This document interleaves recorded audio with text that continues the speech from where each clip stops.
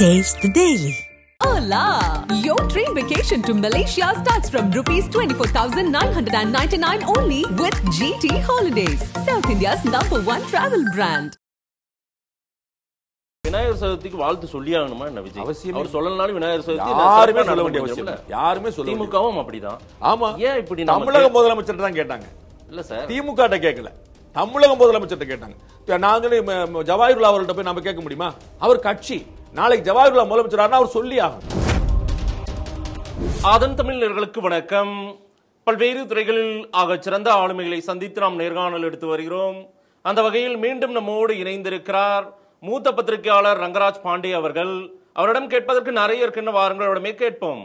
வணக்கம் பாண்டே சார், எப்படி இருக்கீங்க? ஒன்றும் குறையில்லை. விநாயகர் சதுர்த்திக்கு வாழ்த்து சொல்லல, ஓணத்துக்கு வாழ்த்து சொல்றாரு, பெரியார் திடலுக்கு போறாரு, இந்த மாதிரி விஷயத்தை எல்லாம் ஹைலைட் பண்ணிட்டு ஏன் நீங்க வந்து இதுக்கு சொல்லல அதுக்கு சொல்றீங்க அப்படின்னு கேட்கிற வாதம் சரியா?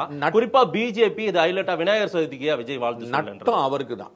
நீங்க வந்து விநாயகர் சதுர்த்திக்கு வாழ்த்து சொல்லிட்டு பெரியார் சிலைக்கும் போயிருக்க முடியும், ஒன்றும் பிரச்சனை இல்லைன்ற. அவர் வந்து திராவிட அரசியலோட ரிப்ளிகேட்டா டூப்ளிகேட்டா இன்னொரு இடமா ட்ரிப்ளிகேட்டா அவர் போய் நின்னார்னா அவருக்கு தான் நட்டம் நான் சொல்ல வரேன். ஒரு அரசியல் பார்வையாளர் வெளியில சொல்றேன். எனக்கு வந்து முரண் கிடையாது. அவர் வந்து பெரியாருக்கு வாழ் சொல்ல நான் வந்து ஆட்சேபனை பண்ணவே இல்லை. ஐ வெல்கம் இட், எனக்கு ஒன்றும் பிரச்சனை இல்லை. ஆனா விநாயகருக்கு சொல்லல பெரியார் சொல்றேங்க அப்படியே டக்குன்னு யோசிச்சு இது யார் செய்வா அப்படின்னு யோசிச்சு பாருங்க. ஆமா டிஎம்கே செய்யுது, அப்ப இன்னொருத்தருங்க அப்ப டிஎம்கே செய்யறத நீங்க திருப்பி செய்யறதுக்கு நீங்க தேவையில்லை. டிஎம்கே தான் ஏற்கனவே இருக்கே, உங்களோட பெட்டரா இருக்குதே, நான் அவங்களுக்கே ஓட்டு போடுவேனே. அப்ப திமுகவுடைய டூப்ளிகேஷன் எனக்கு ஓட்டு தேவையில்லை. திமுக ஒன்னு திமுகவை தேவை, இல்லாட்டி திமுகவுக்கு மாற்று தேவை. திமுகவுடைய காப்பி எனக்கு எதுக்கு? அவ்வளவுதான். இது வந்து திரும்ப சொல்ல என்னுடைய யூகம். நான் அவர் வெளியில மாநாடு நடத்தி அவருடைய கொள்கை நிலைப்பாடு என்னன்னு சொல்ற வரைக்கும் நம்ம சொல்ல முடியாது. அவர் இன்னைக்கு போறதை பூரா பார்க்கும்போது சிஏஏ எதிர்க்கிறேன்றாரு, நீட் எதிர்க்கிறேன்றாரு, விநாயகர் சதுர்த்திக்கு வாழ்த்து சொல்ல மாட்டேன்றாரு, பெரியார் தினத்துக்கு நேரா போறாரு. இப்படிலாம் பார்க்க இது அத்தனையுமே டிஎம்கே செஞ்சது. அப்படியா இன்னொரு டிஎம்கேவான்னு யோசிக்கிறாங்க. அவ்வளவுதான். விஜய் அரசியல் இன்னொரு டிஎம்கேவா யோசிக்கிறாங்க. உங்க பார்வை? நானும் யோசிக்கிறேன். நான் முடிவு கோரக்கூடாதுன்னு யோசிக்கிறேங்கிற கன்ஃபியூஷன் தான் சொல்றேன் தவிர அவர் அந்த பாதைக்கு போறான்னு சொல்ல அவரா அந்த கொள்கையை சொல்ற நம்ம ஒரு இன்டர்பிரேஷன் கொடுக்க முடியாது. இதெல்லாம் அவருடைய நடந்து நாளைக்கு ராமானுஜருக்கு வாழ் சொல்லிட்டான்னு நினைச்சுவீங்க, நம்ம பூரா திரும்ப ஒரு பேட்டி எடுக்கிறதா? நான் வந்து அவர் கொள்கை இதுன்னு சொல்ற வரைக்கும் நான் அதுல வந்து ஒண்ணு குழப்பம் வச்சுக்கணும். இந்த பக்கம் போறதை பார்க்க இந்த பாதை அப்படி தெரியுது. It is our assumption, it's our guess. Vinayagar சதுர்த்திக்கு வாழ்த்து சொல்லியாகணுமா என்ன விஜய்? அவசியம். அவர் சொல்லலனாலும் விநாயகர் சதுர்த்தி யாருமே சொல்ல வேண்டிய அவசியம் இல்லை. யாருமே சொல்ல. திமுகவும் அப்படிதான். ஆமா. ஏன் இப்படி? தமிழக முதலமைச்சர் தான் கேட்டாங்க. இல்ல சார், திமுக கிட்ட கேட்கல, தமிழக முதலமைச்சர் கேட்டாங்க. நாங்களே ஜவாஹிருல்லா அவர்கள்ட்ட போய் நம்ம கேட்க முடியுமா? அவர் கட்சி நாளைக்கு ஜவாஹிருல்லா முதலமைச்சர் அவர் சொல்லி ஆகணும். ரம்ஜானுக்கு வாழ்த்து சொல்றாரு, ஈதுல் நரேந்திர மோடி சொல்றாரு. அவர் நீங்க ஏற்கலாம், அவர் சிறுபான்மை சகோதர தலைவர் தான் ஏத்துக்கிறீங்களா? சரி, நரேந்திர மோடி இதுக்கு நபி மிலாத் நபிக்கு வாழ்த்து சொல்லியிருக்காரு. நீங்க ஏற்கனவே அவர் வந்து சிறுபான்மை சகோதரர்னு ஒத்துக்கிடுவீங்களா? மனசு உறுத்தும் உங்களுக்கு. ஆனா சொல்லியிருக்காரு. ஏன் பிரதமர் நீங்க முதலமைச்சருங்கனால எல்லாரும் கொண்டாட சொல்லுங்க. ஓணம் பண்டிகை சார் சொன்னீங்க, இதே தமிழக முதலமைச்சர் சொன்னார். ஓணம் பண்டிகை என்னதுன்னு சொல்லுங்க, அது எங்க இருந்து வந்துச்சு சொல்லுங்க, அது எதனுடைய அடையாளம் சொல்லுங்க, என்ன குறியீடுன்னு சொல்லுங்க. இந்து மத ஃபங்க்ஷன் மலையாள மக்களுக்கு சொல்லக்கூடிய ஒரு துணையில சொல்றாரு ஒரு நட்புக்கரமா. இந்துக்கள் அங்க இருக்கக்கூடிய கிறிஸ்டியன்கள் கொண்டாடுறாங்களான்னு கேளுங்க, அங்க இருக்கக்கூடிய முஸ்லிம்கள் கொண்டாடுறான்னு கேளுங்க. ஓணமுக்கு லீவ் எல்லாருக்கும் உண்டு சார். ஓணம் வந்து முஸ்லிம்களுக்கு மலையாள முஸ்லிம்கள் கொண்டாடுறாங்களா, மலையாள கிறிஸ்தவர்கள் கொண்டாடுறாங்க போய் கேளுங்க. அது ஹிந்து பண்டிகை.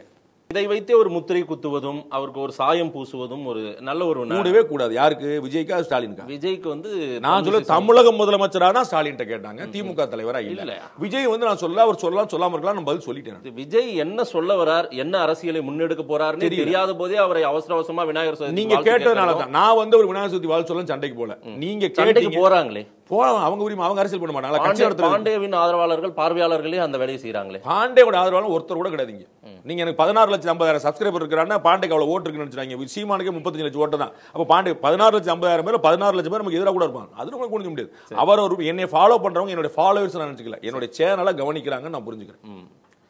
விஜய் என்ன அரசியலை முன்னெடுக்க போறாருன்னு தெரியாமலே அதற்குள்ளே ஒரு சாயம் பூசி அவரை அந்த பக்கம் தள்ளுவதன் மூலம் அவரையும் ஒரு போட்டியா கருதுறாங்கல்ல. அவருக்கு வந்து எதை பேசணும் எதை பேசக்கூடாதுங்கிற உரிமை இருக்குல்ல.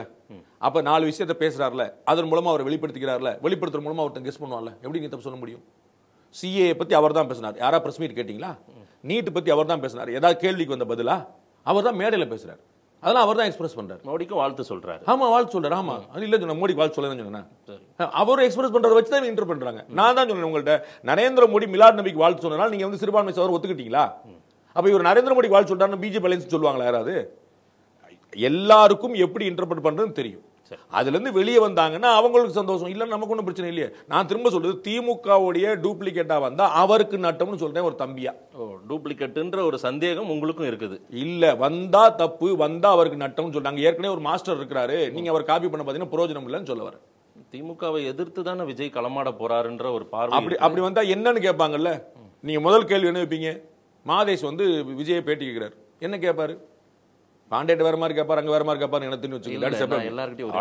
நாங்களும் பாக்குறோம், நாங்க வேற்று உலகத்திலே வாழ்றோம், இதே தமிழ்நாட்டில் தான் நாங்கள் வாழ்ந்துட்டு இருக்கிறோம், அது வேற விஷயம். ஆனா நான் சொல்றேன், அவர்கிட்ட இந்த கேள்வி வரும்ல, என்ன சார் நீங்க நீட் எடுத்தீங்க, என்ன சார் சி எடுத்தீங்க, நீங்க விநாயகர் சதுர்த்தி வாழ் சொல்லல, நீங்க பெரியாருக்கு போனீங்க, கேள்வி வரும்ல. அப்ப அவர் பதில் சொல்லும்ல, in what way am different from DMK சொல்லணும்ல. ஓகே, சீஃப் ஜஸ்டிஸ் வீட்டில் வந்து சந்திரசூட் வீட்டில் விநாயகர் சதுர்த்தி கொண்டாட போயிருந்தார் நரேந்திர மோடி. இதை எப்படி பார்க்கிறது? என்ன மாதிரி இது விநாயகர் சதுர்த்தி கொண்டாட போயிருந்தான்னு பார்க்க வேண்டியதான். எதிர்கட்சிகள் இதை ஒரு பார்வை அவங்க விமர்சனம் பண்ணுவாங்க, அவங்களுக்கு வேற வழியே கிடையாது. அவர் ஒண்ணுமே செய்யாட்டாவோட விமர்சனம் பண்ணுவாங்க. அவர் ஒன்று செஞ்சுட்டான்னு விமர்சனம் பண்ணாம இருப்பாங்களா? நரேந்திர மோடி பாத்ரூம் போனா கூட அதுல 10 பக்கம் எழுதுறதுக்கு 10 பேர் இருக்காங்க. அவர் நின்றுகிட்டே பாத்ரூம் போனார், உட்கார்ந்தே போனார், ஒரு 10 கிரிட்டிசிசம் பண்றதுக்கு ஆள் இருக்கிறாங்க. அவர் விநாயகர் சதுர்த்தி கொண்டாட விடுவாங்களா? அதுவும் சிஜிஐ வீட்டில் கூடுவாங்க, லட்டு சேர்த்தான் சொல்லுவாங்க. என்ன தப்புன்னு நீங்க சொல்லுங்க. உச்சநீதிமன்றத்தில் கவாய் அப்படின்னு ஒரு நீதிபதி இருக்கிறார், இன்னைக்கு இருக்கிறார். அவர் வந்து ஒரு அம்பேத்கரிஸ்ட், சரிங்களா? அவர் வந்து ஒரு புத்திஸ்ட். அவருடைய சகோதரர், அவருடைய ஓன் பிரதர் அந்த அம்பேத்கரிஸ்ட் கட்சி வச்சிருக்கிறார். அவர் ஒரு டக்குன்னு எனக்கு பேர் ஞாபகம், கட்சி வச்சிருக்கிறார். ஒரு பேச்சுக்கு அவர் முதலமைச்சர் ஆயிட்டார், மக்களால் தேர்ந்தெடுக்கப்பட்ட ஒரு முதலமைச்சர் ஆயிட்டார். இவர் சீஃப் ஜஸ்டிஸ் ஆயிட்டார். என்ன செய்யணும்? 2 பேரும் கல்யாணத்துக்கு போகக்கூடாது, வெட்டி பார்க்கக்கூடாது, நல்லது பொழுதுக்கு வந்துடக்கூடாது. ஓம் பிரதர் வந்து கட்சி ஆரம்பிக்கிறாரு, நீ வந்து சீஃப் ஜஸ்டிஸா இருக்க, என்னப்பா அவங்க கூத்துன்னு சொல்லுவீங்களா? அதுல என்ன தப்பு சொல்ல முடியும்? நான் சொல்றது ரியல் டைம் உதாரணம். ஒரு கட்சி தலைவர் அவருடைய சொந்த சகோதரர் உச்சநீதிமன்றம் இன்னைக்கு இருக்கிறார், கவாய் நீங்க செக் பண்ணிக்கங்க. என்ன குத்தம்? நாளைக்கு இவர் மேல ஒரு கேஸ் வராதா? அவர் மேல ஒரு கேஸ் சுப்ரீம் கோர்ட் வராதா? அந்த கேஸ கவாய் விசாரிக்க மாட்டார், அவ்வளவுதான். இதுல நீங்க என்ன ஒரு விநாயகர் சதுர்த்தி அவர் கொண்டாடுறாரு. இவர் இன்னொரு உதாரணம் சொல்ல, நீங்க கவனிச்சிருப்பீங்களா இல்லையான்னு தெரியல. இப்ப சிஜே உடைய வீட்டில் அவங்க யாருக்கோ ஒருத்தருக்கு வந்து கோவிட் வந்து ஒரு பெரிய பிரச்சனையா மாறிச்சு. அவங்க 2019-20 பீரியட்ல. அப்ப நரேந்திர மோடி அவர்கள் கேள்விப்பட்டு, பாரத பிரதமர் கேள்விப்பட்டு வந்து அவர் ஒரு டாக்டர் சொல்லி ஒரு மெடிசன் சொல்லி பண்ணி சரி பண்ணாங்க. அதை வந்து உச்சநீதிமன்ற தலைமை நீதிபதியே மேற்கோள் காட்டினார். அவர் சொல்லி தான் தெரியும், நரேந்திர மோடி எங்குமே சொல்ல. அப்ப நீங்க என்ன நினைச்சிருப்பீங்க? ஓஹோ, உச்சநீதிமன்ற நீதிபதிக்கு உங்களுக்கும் தனி கான்வர்சேஷன் ஓடையா? ஒரு உயிர் போற நேரத்தில் கூட துணை நிக்கலன்னா உங்களுடைய டிசிப்ளின் என்ன வச்சிருக்கீங்க நீங்க? எனக்கு ஒன்றும் புரியல. ஒரு மத வழிபாடு, நான் அதை நம்புறேன், அவர் அதை நம்புறாரு, இவங்க வீட்டில் போறாங்க வைக்கிறாங்க, இதுல என்ன பிரச்சனை இருக்கு உங்களுக்கு? உங்களுக்கு இன்னொரு தகவலுக்காக, காங்கிரஸ் சொல்றது எல்லா தனி அதிகார அமைப்புகளையும் சூறையாடி கொண்டிருக்கிற பிஜேபி நாளைக்கு இங்கேயும் உள்ள பூந்துருச்சான்னு ஒரு சந்தேகப்படுறாங்க. நீங்க நீதிமன்றத்தை நகையாடுறீங்க. நீங்க வந்து you are fit for a contempt of court வராது. Contempt of court you are fit. You are fit for உங்கள அந்த காங்கிரஸ் அந்த விமர்சனத்தை நான் சொல்றேன். நான் உங்களை சொல்லுவேன். நான் இல்ல, நீங்க ஏதாவது புதுசா அந்த மாதிரி முயற்சி பண்ணவே மாட்டேன். சரி, இல்ல அந்த சந்தேகம் அவங்களுக்கு எழுது. நீதிமன்றத்தை இழிவுபடுத்துற முயற்சி. ஒருத்தர் பிள்ளையார் சதுர்த்தி கொண்டாடினாரு, அதை விமர்சனம் பண்ணு என்ன அர்த்தம்? ராமர் சிலைக்கு எல்லாருமே வந்து மன்மோகன் சிங் சோனியா காந்தி எல்லாம் பூஜை பண்ணாங்க. அப்பெல்லாம் அவங்க இந்துத்துவவாதிகளா? அவங்களுடைய நோக்கத்தை சந்தேகப்படுங்க. மதச்சார்பற்ற முறையில் இப்படி பல்ல கடிச்சு அட்டென்ஷன்ல உட்காந்துருக்கணுமா? மிலிட்டரி மேன் மாதிரி உட்காந்துருக்கணுமா? எங்க சாமியை நான் கும்பிடக்கூடாதா?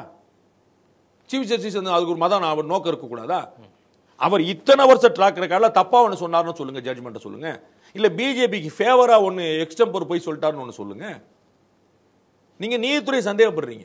கோர் இந்துத்துவவாதிகள் தான் சிஜேஐ சந்தேகப்படுறாங்க. உங்க தகவலுக்கா நீங்க அதை பத்தி நிறைய வந்து ஸ்னேக்ஸ் இன் கங்கான்னு ஒரு பெரிய புக்கே இருக்கு. சரி, ஒரு பெரிய புத்தகம் இருக்குது. அதுல வந்து முழுக்க இந்துத்துவாதிகள் திரு மல்ஹோத்ரா உள்பட அவங்க எல்லாம் எழுதியிருக்கிறாங்க.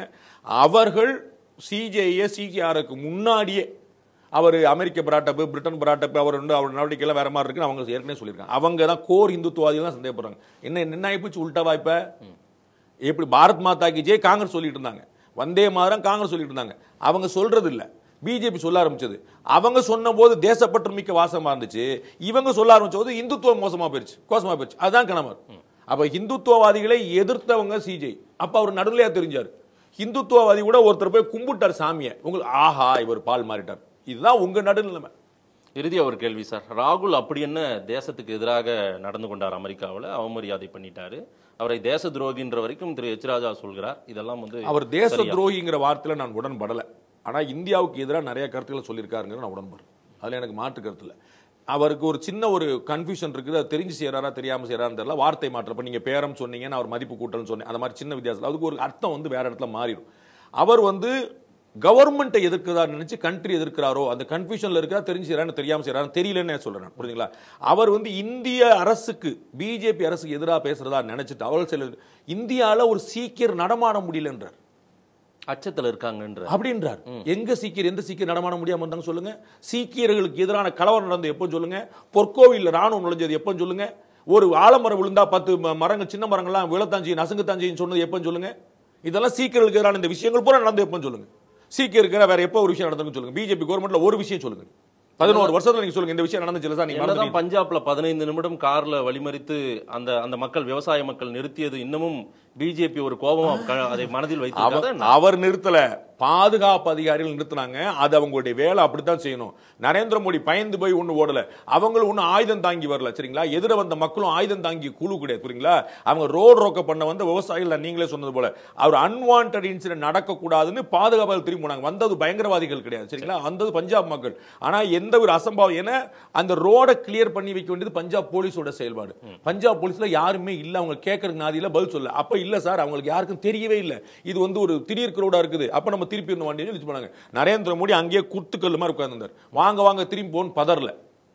போலீஸ்காரங்க அவங்க காவல் அதிகாரிகள் செஞ்ச முடிவு அப்படித்தான் செய்யணும். அவங்களுக்கு வந்து நரேந்திர மோடி பாதுகாக்கிறது அவனுக்கு வேலை. அவன் என்ன செஞ்சாலும் உங்க ப்ரோகிராம் கேன்சல் ஆனா கேன்சல் ஆயிட்டு போகுது, கிளம்புங்க அப்படின்னு சொல்லுவாங்க. மக்களுடைய எதிர்ப்புலாம் கிடையாது. நீங்க இந்தியா முழுக்க விவசாயிகள் போராட்ட, விவசாயிகள் என்னமோ கூவி தான் பாத்தீங்க. அது ஒன்றரை மாநில விவசாயிகள் தவிர யார் அங்க வந்தா? ராகுல் ஒரு உண்மையை தானே சார் சொன்னார் அமெரிக்காவில். அதாவது என் மக்கள் பிஜேபி ஆட்சி, மோடி ஆட்சி 240 நிறுத்த வச்சதே ஒரு பயத்துல இருந்துதான் மக்கள் வந்து அந்த இடத்துக்கு கொண்டு வந்தாங்க. ஆமா, ஏன்னா ஒட்டுமொத்த இந்திய கூட்டணி சேர்த்தே 240 கொண்டு வரலையே. ஒரு கட்சி 240, 32 கட்சி சேர்ந்து 240 கூட வரல. பயத்துல நிறுத்திட்டாங்க அப்படின்றீங்க. இப்ப பயத்துல மோடி தான் இருக்காரு. எங்க நான் சொல்றது புரியுதா? எனக்கு புரியுது. ஒரு கட்சி 240 சீட்டு, இத்தனை கட்சி சேர்ந்து 240 வரல. யாரை எங்க நிறுத்திருக்காங்க மக்கள்? ஆனா பெரும்பான்மை வரல இல்ல சார். உங்களுக்கு என்னங்க கவலை? பெரும்பான்மை இந்திய கூட்டணி இருக்குங்க.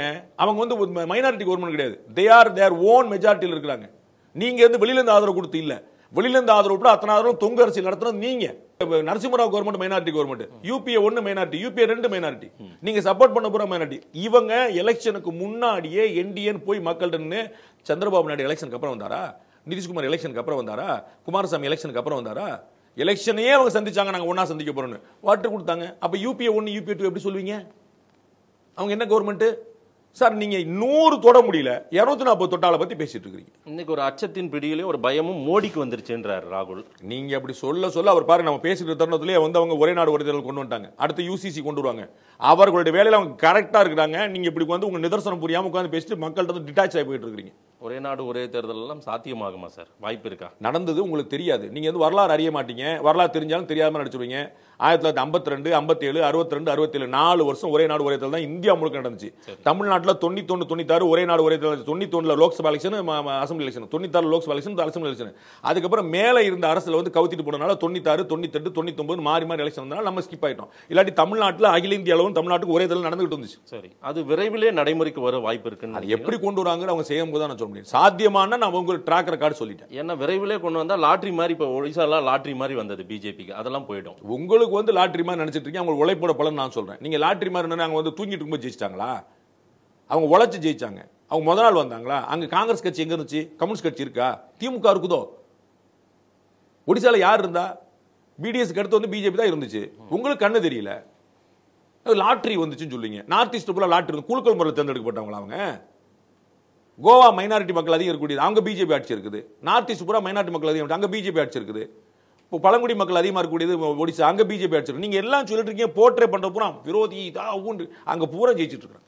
பட் தமிழ்நாட்டில் அந்த ஹீட் குறையாமலே இருக்கு சார். 2026 வர போறாங்க. 2036 அவங்க ஆட்சிக்கு பிடிக்க போறாங்க. 2036 பிஜேபி ஆட்சி.